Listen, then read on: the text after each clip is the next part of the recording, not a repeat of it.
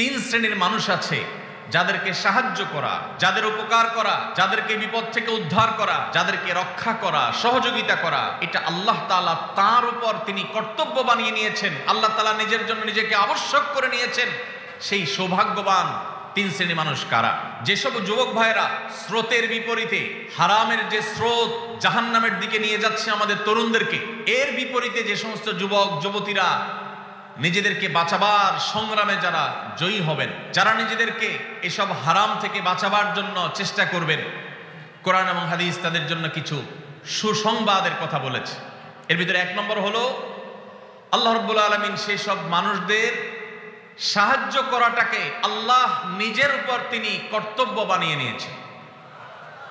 যেসব মানুষেরা চরিত্রকে হেফাজত করে, বিবাহ করে চরিত্রকে হেফাজত করবার উদ্দেশ্যে তারা, আবু হুরায়রা রাদিয়াল্লাহু তাআলা আনহু বর্ণনা করেছেন, নবীজি সাল্লাল্লাহু আলাইহি ওয়াসাল্লাম ইরশাদ করেছেন, সালাসাতুন আলাল্লাহি আউনুহুম, তিন শ্রেণীর মানুষ আছে যাদেরকে সাহায্য করা, যাদের উপকার করা, যাদেরকে বিপদ থেকে উদ্ধার করা, যাদেরকে রক্ষা করা, সহযোগিতা করা, এটা আল্লাহ তাআলা তার উপর তিনি কর্তব্য বানিয়ে নিয়েছেন। আল্লাহ তাআলা নিজের জন্য নিজেকে আবশ্যক করে নিয়েছেন। সেই সৌভাগ্যবান তিন শ্রেণীর মানুষ কারা?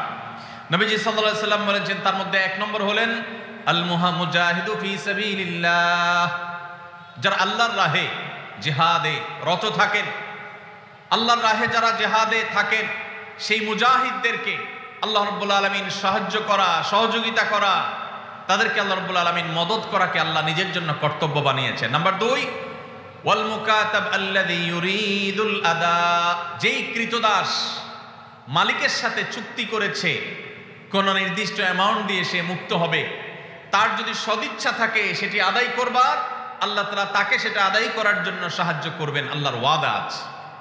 নাম্বার 3, যেই ব্যক্তিকে আল্লাহ রাব্বুল আলামিন সাহায্য করা ওয়াদা আল্লাহর আছে, আল্লাহ তাআলা সাহায্য করাটাকে তার জন্য কর্তব্য বানিয়ে নিয়েছেন, তিনি হলেন আল্লাযী ইউরিদুল আফাফ, যে যুবক, যে মানুষ বিবাহ বন্ধনে আবদ্ধ হয়েছেন, তার উদ্দেশ্য তার চরিত্র যেন কালিমাযুক্ত না হয়।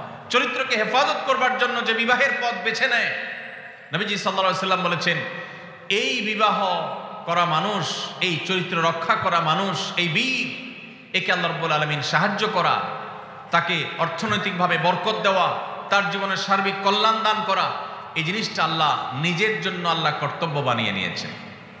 ভাইরা আমার, তাহলে প্রথম সুফল, প্রথম উপকারিতার কথা আমরা জানলাম। যে সমস্ত যুবকেরা, যে সমস্ত বোনেরা তারা বিবাহের পথ বেছে নেন, হারাম পথ বেছে নেন না, আল্লাহ রাব্বুল আলামিন তাদেরকে চরিত্র হেফাজতের উদ্দেশ্যে বিবাহ করলে আল্লাহ তাআলা তাদেরকে সাহায্য করাটাকে আল্লাহ নিজের উপর আবশ্যক করে নিয়েছেন। নাম্বার 1।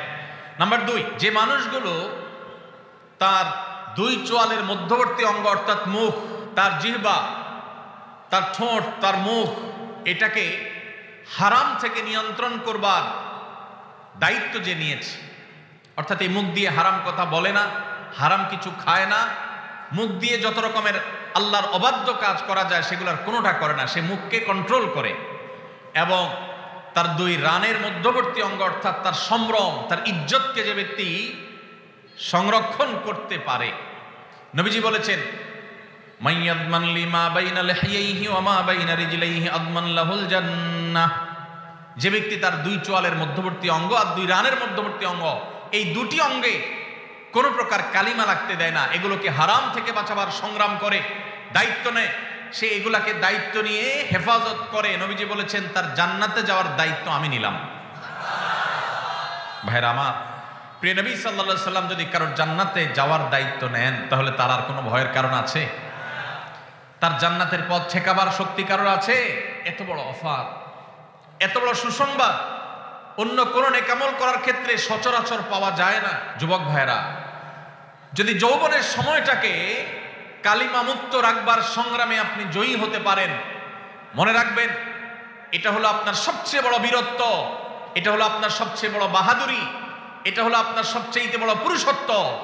কারণ আপনার মধ্যে কন্ট্রোলিং পাওয়ার আছে, নিয়ন্ত্রণ করবার ক্ষমতা আছে, যৌবনের তাড়না আছে, যৌবনের উচ্ছলতা আছে, যৌবনের স্পৃহা আছে, যৌবনের তাগাদা আছে। সেটা আপনাকে হারামের দিকে যেতে বলে, এবং হারামের দিকে যাওয়ার জন্য শত সহস্র অফার এবং সুযোগ আপনার সামনে আছে, এরপরও আপনি নিজেকে যদি নিয়ন্ত্রণ করতে পারেন, নিজেকে যদি আটকে রাখতে পারেন, হারাম থেকে যদি বাঁচাতে পারেন, তাহলে মনে রাখবেন আজ এই 2025-এর যে পৃথিবী, আধুনিক পৃথিবীতে এর চাইতে বড় বীরত্ব মুসলিম তরুণের জন্য আর কোনো কিছুই হতে পারে না।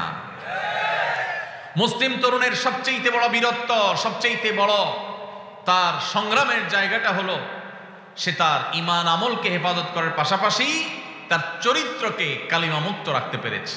আল্লাহ তাআলা আমাদের যুবক ভাইদেরকে সেই তৌফিক দান করুন।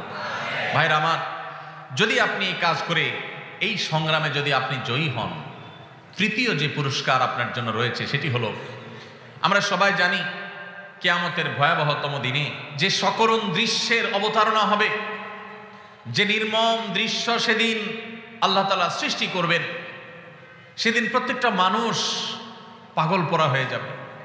মাথার খুব কাছাকাছি সূর্যের অবস্থান হবে, এখনকার মতো লক্ষ লক্ষ কিলোমিটার দূরে নয়, একেবারে মাথার খুব কাছাকাছি সূর্য অবস্থান করবে।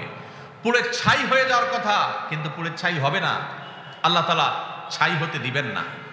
মানুষ বেঁচে থেকে ছটপট করে করে আল্লাহর কাছে আর্তনাদ করতে থাকবে যে এই সূর্যের উত্তাপ, এই আগুন, এই কষ্ট, এটা থেকে মুক্তি চাই আল্লাহ, প্রয়োজনে জাহান্নাম দিয়ে দাও।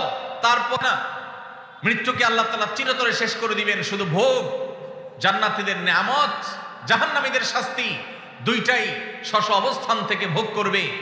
এটা শেষ হবে না, মৃত্যু আর আসবে না। কিয়ামতের সেই ভয়াবহতম দিনে আল্লাহ রাব্বুল আলামিন সেই তরুণদের, সেই যুবক ভাইদের, সেই যুবতী বোনদের আল্লাহর আরশের নিচে ভিআইপি প্যান্ডেলে আল্লাহ রাব্বুল আলামিন ছায়া দিবেন, যাদেরকে কিয়ামতের কোনো কষ্ট স্পর্শ করবে না, কিয়ামতের কোনো ভয়াবহতা তাদেরকে পাবে না, কিয়ামতের কোনো ভয়াবহতা, কোনো টেনশন তাদের টাচই করবে না।